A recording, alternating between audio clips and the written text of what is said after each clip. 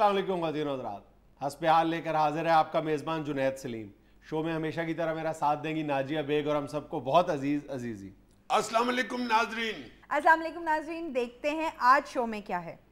आज हस्ब हाल में इब्तिदाई गपशप के बाद सुनेंगे खबरों पर तबसरा, उसके बाद होगा एक क्रॉनिक पेशेंट का इंटरव्यू। बात करेंगे कि शादी के बाद औरत के नाम की तब्दीली का रुझान कहां से आया, और अजीजी साहब अपनी फिल्म में आपकी मुलाकात कराएंगे फिल्म स्टार मीरा से। मगर इब्तदाई गुफ्तगू करने से पहले मैं कुछ गुफ्तगू कर लूं जी। इब्तदाई गुफ्तगू भी आप ही ने फरमानी है जनाब। Thank you, bundle of thanks. I thankful to you and मैं हमेशा बुजुर्गों का एहतराम करता हूँ क्योंकि मेरे बुजुर्गों ने मुझे यही सिखाया कि बुजुर्गों का एहतराम करो। वेरी गुड, और बच्चों का भी। बात आगे ना बढ़ाया करो, बात हो जाए उसके पीछे मत भागा करो। ओके ठीक है, हो गई जी, ठीक है जी, ठीक है। नाज़रीन, आज वहीदा शाह साहिबा के मारे हुए थप्पड़ की गूंज को 7वां दिन हो गया है, जिस पे आला अदलिया की तरफ से बड़ा मुस्बत और तसल्ली बख्श कदम उठाया गया है, जिससे लोग अदलिया की तरफ से बहुत मुतमईन हुए हैं। मगर उनकी पार्टी की क़यादत की तरफ से वहीदा शाह साहिबा के मारे हुए थप्पड़ के बयान के बराबर अभी तक रद्द अमल सामने नहीं आया। रद्द अमल यार खाक सामने आएगा। उनकी पार्टी तो अभी तक वहीदा शाह साहिबा का मुकम्मल तौर पर दिफा करती हुई नजर आ रही है, और आज ये खबर दूसरी बार सुनने को मिली है कि उन दोनों मुतासरा खवातीन ने वहीदा शाह को माफ कर दिया। हाँ, उन दोनों खवातीन को वहीदा शाह को माफ करने का हक पूरी तरह हासिल है, लेकिन सवाल ये पैदा होता है कि क्या उस रोज वहीदा शाह के थप्पड़ से वो सिर्फ 2 खवातीन ही मुतासिर हुई थी? उस दिन पूरी कौम उस पेशे की तजलील हुई थी, पूरी कौम खून के आंसू रोई थी। अन्य तो बिल्कुल ठीक कर रहे हो। मंजर देख के हर घर के अंदर जितने भी अफराद बैठे हुए थे, बूढ़े बच्चे खवातीन, सब ने एकदम मुंह से यही निकाला था कि ओए होए होए ये क्या हुआ। इससे पहले भी इलेक्शनों में ऐसे वाकयात होते थे, मगर वो सुनने में या पढ़ने में नजर आते थे। मगर ये जो इलेक्ट्रॉनिक मीडिया आ गया है, वसी हो गया है, इसका ये तो फायदा हुआ है कि उसने सारा कच्चा चट्टा खोल के रख दिया है कि ये हो क्या रहा है मुआशरे में।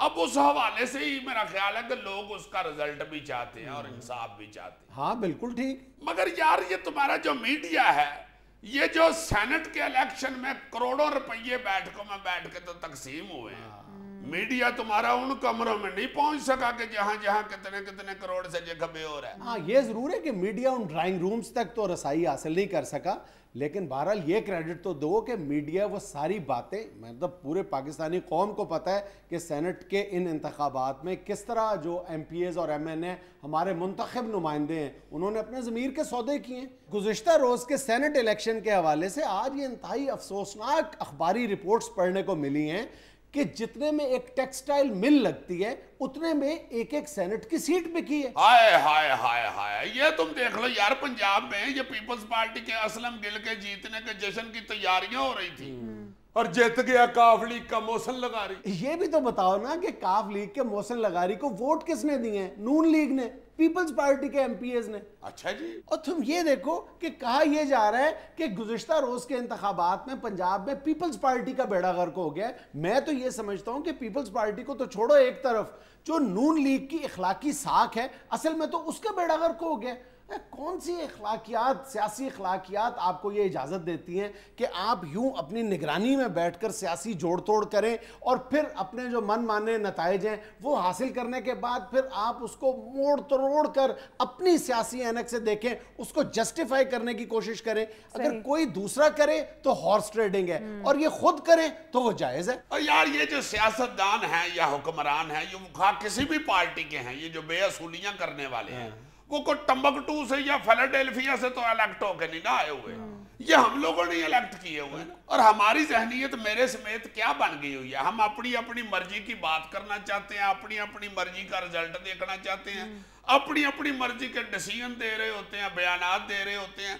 कभी भी हमने बोलते हुए या अपनी चाहत में ये महसूस किया या ये ज़हन में रखा है कि मुल्क की और कौम की बेहतरी किस में है? ना, फौरन हर शख्स हम में से सच और झूठ का फतवा 1 सेकंड में जारी कर देता है, पूरे यकीन के साथ। मैं बड़े अफसोस के साथ कल हमने जावेद हाशमी साहब का इंटरव्यू किया था, उसमें मैं हैरान रह गया हूँ कि कुछ लोगों ने इस बात पर एतराज़ किया है कि आपने जावेद हाशमी साहब जैसे बाअसूल और ईमानदार सियासतदान की बेतौकीरी की है, तौहीन की है। دوسری طرف ان لوگوں نے بھی اعتراض کیا ہے کہ آپ نے جاوید ہاشمی صاحب کا اس قدر با احترام اس قدر ریسپیکٹبل انٹرویو کیوں کیا ہے جبکہ آپ باقی کسی پولیٹیشین کو اس قابل نہیں سمجھتے اور بہت آڑے ہاتھوں لیتے ہیں. جاوید ہاشمی صاحب کو کون سے ایسے سرخاب کے پر لگے ہوئے ہیں کہ آپ نے اتنا مؤدب انٹرویو کیا ہے. اب تمہیں ایک بڑی دلچسپ بات بتاؤں کہ وہ میرے پاس جو وہ بلیک بیری ہے جس پر ہم یہ فیڈ بیک لیتے ہیں اس میں سارا جو پچھلے تھریڈز ہیں وہ سیو ہوتے ہیں. ایک شخص نے باقاعدہ جب جاوید ہاشمی صاحب نون لیگ میں تھے تو جاوید ہاشمی صاحب کی شان میں وہ تبرے بازی کی ہوئی تھی جس کا کوئی حد و حساب ہی نہیں ہے. اور کل وہی شخص اسی نمبر سے اس نے مجھے میسج کیا ہوا ہے اور اس بات پر سیخ پا نظر آ رہا ہے کہ آپ نے جاوید ہاشمی صاحب کی اس قدر توہین کیوں کی ہے. یعنی جاوید ہاشمی صاحب جب نون لیگ میں تھے تو محترم نہیں تھے, جب وہ تحریک انصاف میں آ گئے تو قابل احترام ٹھہرے. نہیں, یہ تو تمہیں خیال رکھنا چاہیے تھا کہ وہ اب تحریک انصاف میں میں نے ان کی شان میں کیا گستاخی کی ہے. میں جاوید ہاشمی صاحب کا خود بہت بڑا فین ہوں, لیکن جاوید ہاشمی صاحب سیاست کے اسی تالاب میں سوئمنگ کر رہے ہیں جس میں دیگر سیاستدان موجود ہیں. اعتراض مجھ پر یہ کیا گیا کہ جناب آپ نے جاوید ہاشمی صاحب کی خدا نخواستہ معذوری کا مذاق اڑایا ہے, تو اس طرح اگر لب و لہجے کی بنیاد پر آپ اس طرح فتوے بازی شروع کر دیں گے تو پھر تو چودھری شجاعت صاحب کا انٹرویو بھی ہمیں نہیں کرنا چاہیے, جو باقاعدہ اپنے انٹرویو پر خوشی کا اظہار کرتے ہیں, کھلے دل کے ساتھ اپنی تنقید بھی برداشت کرتے ہیں اور اس کو ویلکم کرتے ہیں ہمیشہ. یار وہ قابلی کے ہیں, یہ جاوید ہاشمی صاحب اب تحریک انصاف کے ہیں.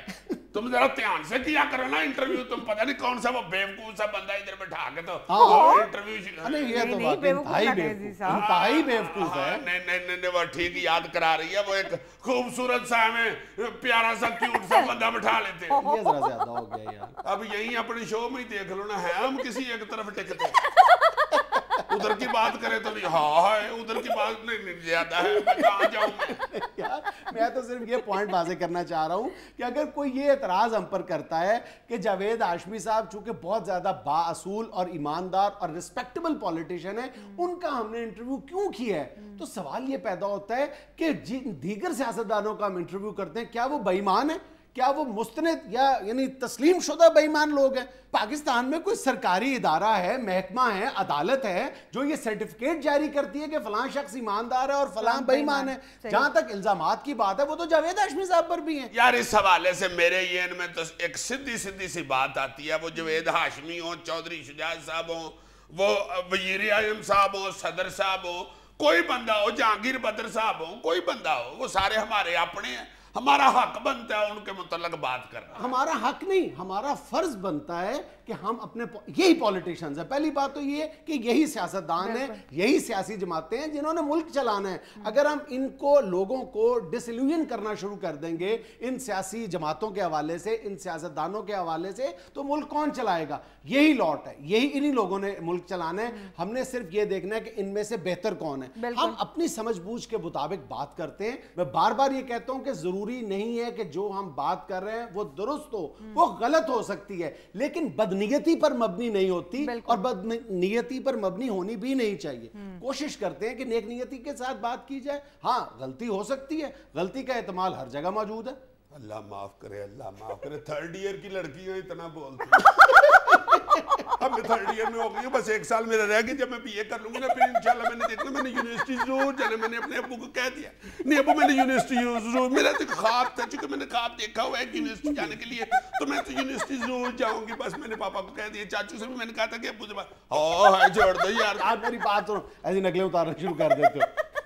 میں تمہیں صرف یہ بات بتانے کی کوشش کر رہا ہوں کہ ہمارا یہ فرض ہے, ہم میں سے ہر ایک کا یہ فرض ہے کہ اپنا جو پسندیدہ سیاستدان ہے یا اپنا جو قائد ہے, رہنما ہے, اگر ہم اس سے محبت کرتے ہیں تو ہماری محبت کا اولین تقاضا یہ ہے کہ ہم اس کو راہ راست پر رکھنے کے لیے اس پر جو تنقید ہوتی ہے اس کو ویلکم کریں اور خود بھی اس کی کمزوریوں پر نظر رکھیں, اس کو اپریشیٹ ضرور کریں. لیکن اگر میڈیا اس پر تنقید کرتا ہے تو اس کو کھلے دل کے ساتھ ویلکم کریں, اس پر غور کرنے کی کوشش کریں تاکہ آپ کا لیڈر بھی صحیح راستے پر رہے.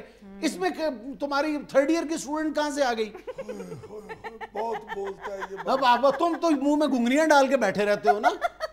ناظرین یہاں پر لیتے ہیں ہم چھوٹی سی بریک, ملتے ہیں بریک کے بعد. شکر ہے تم نے برابر چڑھا دی.